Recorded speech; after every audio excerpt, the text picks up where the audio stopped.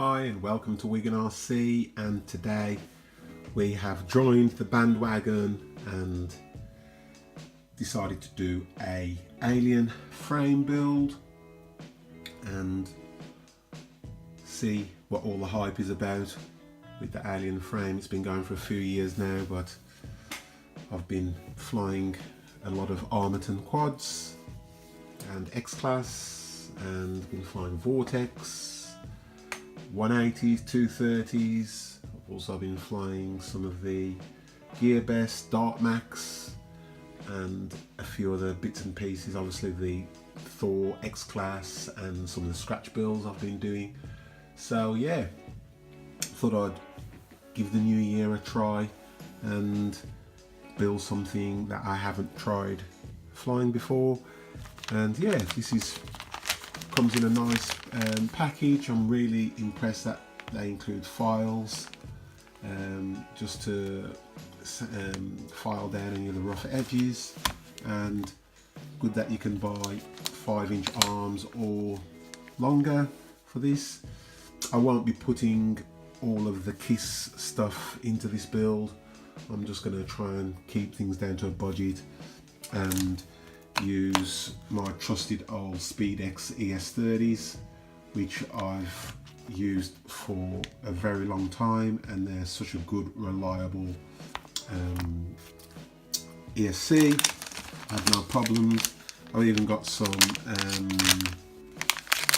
IS45s here, so if I need to have a bit more power for 6S, this is going to be a 6S build. I can put those in. Of course, I'm going to be putting in some of my crossfire components, and this time I'm going to be using the long TrueRC polarized antenna, the long version. So I'm going to try this out, and I've now started putting GPS on all of my quads, so that will be going on. And here I've just got the V3 Predator Mini. I've been really liking the Predators. I've had the V2, I've had the Foxia Falcua, I've also even tried some of the Cadex. But I'm really liking the Foxia and the kind of picture it gives. And I'm also going to try this AKK VTX. Some people love them, some people hate them. Let me just try and open this with one hand. There we go. And I'm going to try this. As people know, this will allow me to go up to 1.2 watts. So I'm going to try this. If I want to do some long range with this, I can as well. And yeah, go from there. So hang tight.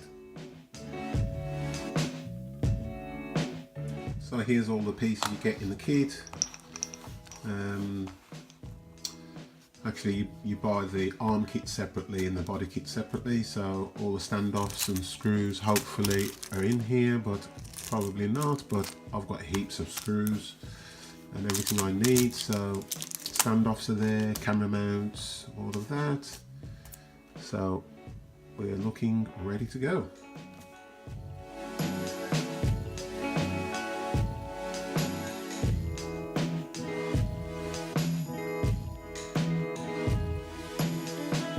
So the body's done, and on the bottom plate, and I've just pre-tinned and cut all the motor wires to length, sorry, the ESC wires to length. I've also put on some caps, some 35 volt 680 caps, because I'm going to be running this 6S, so I'm going to make sure that everything's okay. I've pre-done the other ESCs and motors. I've got some neat little covers. I don't really like using the blades, prop blades or tape, so I've found some covers for the ESCs that fit nicely, and then I've pre-tinned the 405 Matex CTR, which I'm going to use. I was going to use a different flight controller, but I've decided to use this one. So that's all pre-tinned, ready to go, and I've put together the camera and the camera mount.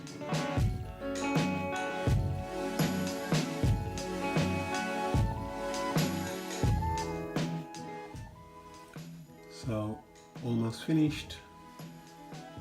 I've got my crossfire connected, all the ESCs, I've got my VTX and camera connected, and I've also connected the smart audio, and now I'll just put on the top plate to protect the flight controller, and then put on the VTX, and then we're done.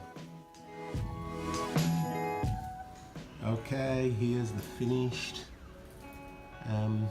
quad, and you may notice that I actually have put the PDB in, but I'm not using it. I'll get the carbon fiber plate, and then I will also get the slammed kit to reduce the CG, and didn't use the true RC, I've just used the Foxier Lollipop for the time being, and I've got some 50-40 props on which have really done well with success, and I like the fact that they're quite flexible and they flatten out at high RPM, and I've got my GPS, so I'll get speed, height from the barometer, and if I happen to lose the quad, I'll get the last coordinates from GPS, and it's looking sweet. So now, just to test it out.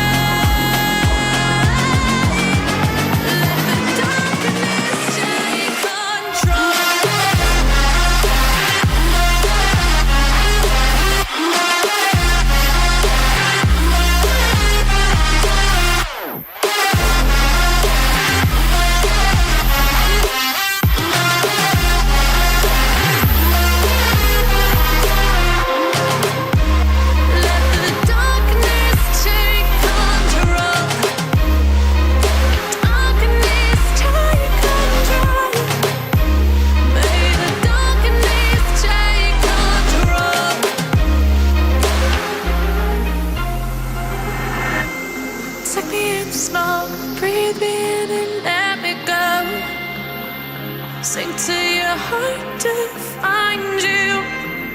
Open up your eyes till you're blinded by the lies, so you can see what you